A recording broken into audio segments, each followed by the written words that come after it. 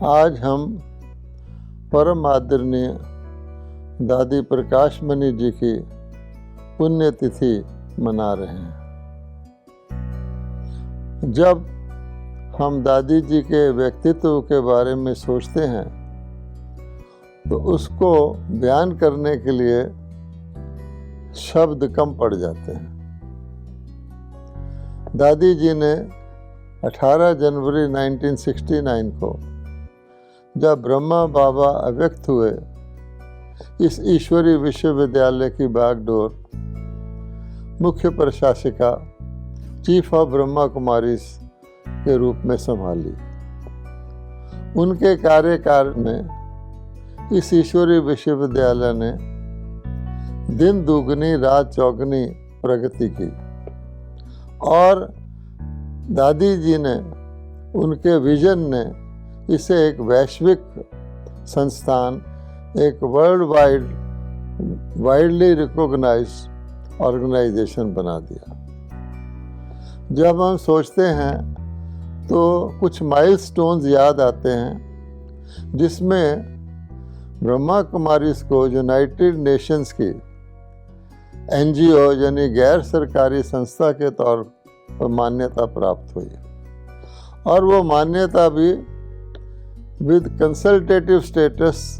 In economic and social council and UNICEF. ये बड़ी बात थी क्योंकि इससे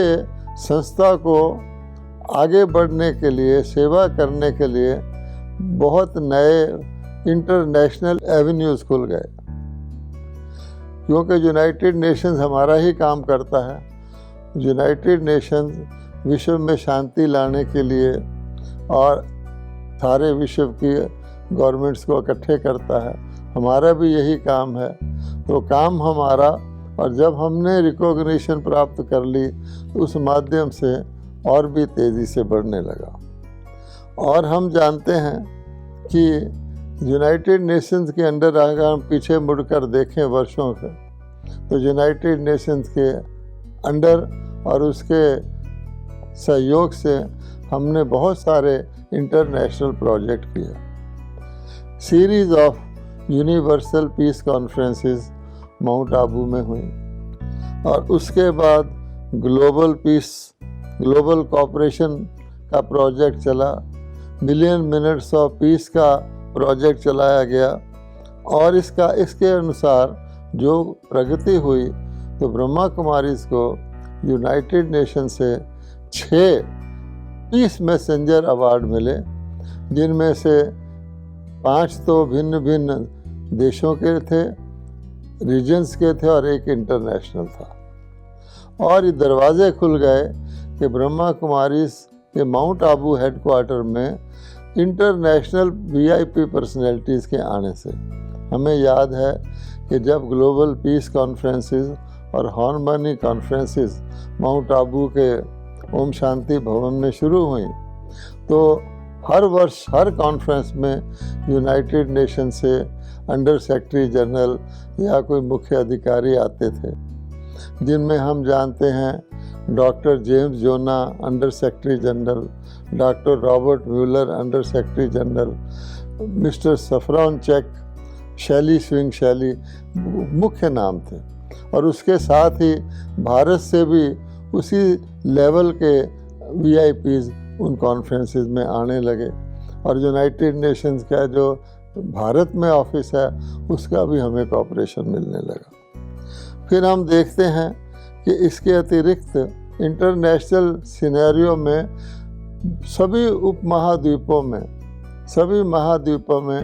ब्रह्मा कुमारीज के सेवा केंद्र खुल गए और आज सचमुच ये एक वैश्विक अपनी तरह की यूनिक महिलाओं के द्वारा संचालित संस्था बन गई है। और अगर हम भारत की ओर नज़र दौड़ाएं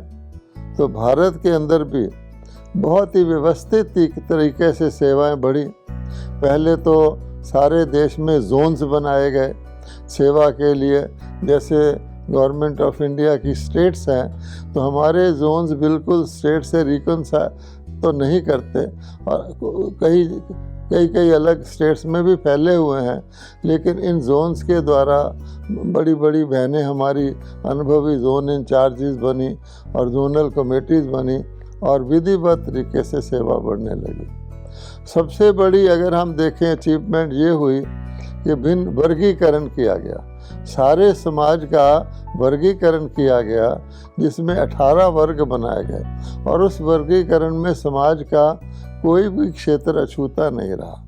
मुख्य तौर पे जैसे भिन्न बड़ी बड़ी सत्ताएं हैं, राजनीतिक वर्ग यानी पॉलिटिशियन सर्विस विंग, उसके बाद धार्मिक वर्ग, धर्म नेताओं का विंग, वैज्ञानिक वर्ग और मीडिया वर्ग, एजुकेशन वर्ग, महिला वर्ग, युवा वर्ग और बहुत सारे वर्ग लगभग हर एक क्षेत्र को कवर करने के लिए बने और उन वर्गों के द्वारा उन्हीं प्रोफेशंस की विशेष तौर पे सेवा की गई, जिससे बहुत प्रगति हुई और ब्रह्मा कुमारीज़ के हेडक्वार्टर में भिन्न भिन्न वर्गों के जितने भी हाईएस्ट डिग्नेटरीज होते हैं, जैसे एजुकेशन वर्ग में वाइस चांसलर्स हैं या मेडिकल वर्ग में एमडी डॉक्टर्स हैं, हेड्स ऑफ डिपार्टमेंट हैं, राजनीतिक वर्ग में राष्ट्रपति से लेकर प्रधानमंत्री से लेकर कैबिनेट मिनिस्टर से लेकर अनेक राजनीतिक नेता सेंट्रल गवर्नमेंट के और स्टेट्स के आते रहे। इसी प्रकार से हमारा जूरिस्ट विंग है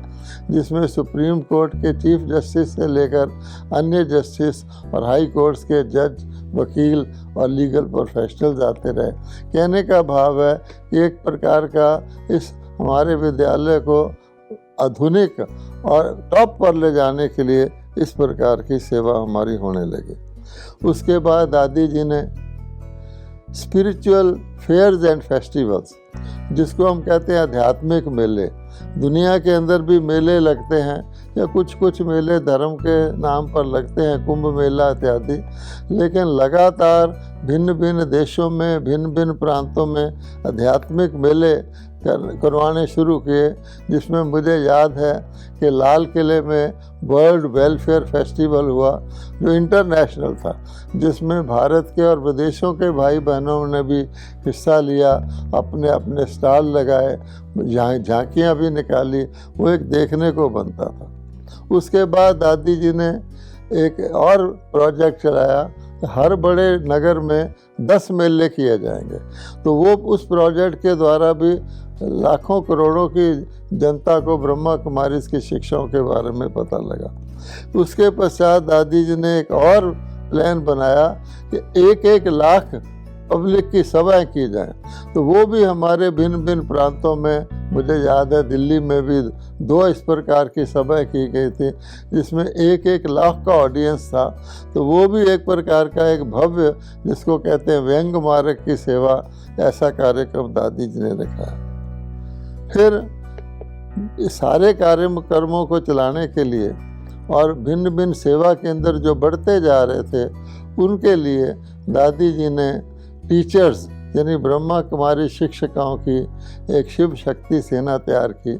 और उनको बाकायदा ट्रेनिंग देने के लिए माउंट आबू हेडक्वार्टर्स में जो अति अनुभवी और योग्य सीनियर्स थे, उनके द्वारा उनका बाकायदा प्रशिक्षण कराने का रेगुलर कार्यक्रम बनाए, उसका सिलेबस बना। फिर रिफ्रेशर कोर्सेज, ये जो टीचर्स सेंटर्स पर रहती हैं उनको भी दोबारा से टीचर्स के हायर कोर्सेज कराने के लिए उसके भी दादी जी ने प्रबंध कराए। इसके अलावा हमने देखा कि माउंट आबू तो हेडक्वार्टर है ही, लेकिन भिन्न भिन्न प्रांतों में बहुत बड़े बड़े रिट्रीट सेंटर बनाए गए जो कई स्टेट्स को कैटर करते थे। जैसे दिल्ली में ओम शांति रिट्रीट सेंटर बनाया गया, आंध्र प्रदेश में हैदराबाद में शांति सरोवर रिट्रीट सेंटर बनाया गया, इसी प्रकार से मध्य प्रदेश में, तमिलनाडु में, अब तो लगभग सभी स्टेट्स में छोटे बड़े रिट्रीट सेंटर चल रहे हैं, जहां पर लोग आकर के रेजिडेंशियल ट्रेनिंग लेते हैं, रहते हैं और साथ साथ फुल टाइम रहते हैं और उनको ट्रेनिंग दी जाती है। और इन रिट्रीट सेंटर्स में ख़ास तौर पे युवाओं के लिए, भिन्न भिन्न वर्गों के लिए भी बहुत अखिल भारतीय और प्रांतीय कार्यक्रम होते रहे। तो हमने देखा कि सारी इन सेवाओं के कारण से आज ब्रह्मा कुमारी एक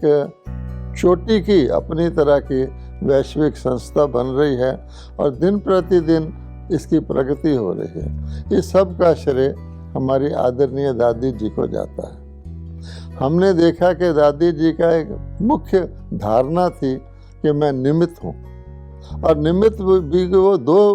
अर्थ से लेती थी। एक तो मैं इंस्ट्रूमेंट हूँ और दूसरे मैं जिम्मेवार हूँ। निमित्त का केवल ये अर्थ नहीं होता कि परमात्मा के द्वारा मैं एक इंस्ट्रूमेंट हूँ इस सारे यज्ञ को चलाने के लिए, लेकिन मैं जिम्मेवार हूँ क्योंकि बहुत बड़ी जिम्मेवारी दादी जी के ऊपर थी। लेकिन हमने ये भी देखा कि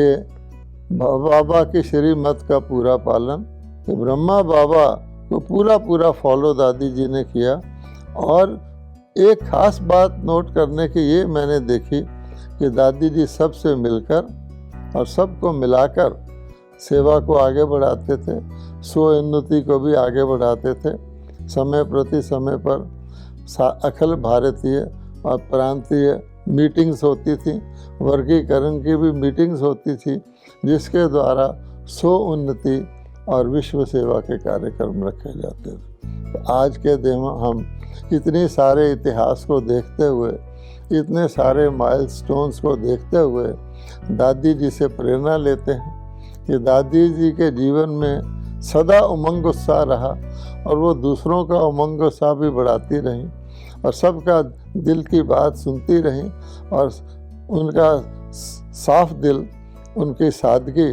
उनकी सच्चाई और परमात्मा के बाबा के साथ उनका जो अटूट लगन था, प्यार था, और सबको वो रूहानी दृष्टि से, आत्मिक दृष्टि से देखती थी। ये कुछ ऐसी बातें हैं जिनके कारण से दादी जी की एक अद्वितीय पर्सनैलिटी थी, जिसका आज हम बहुत ही आभार मानते हैं दादी जी का कि हम सब जो कुछ बने हैं, हमें बनाने में दादी जी का बहुत योगदान है।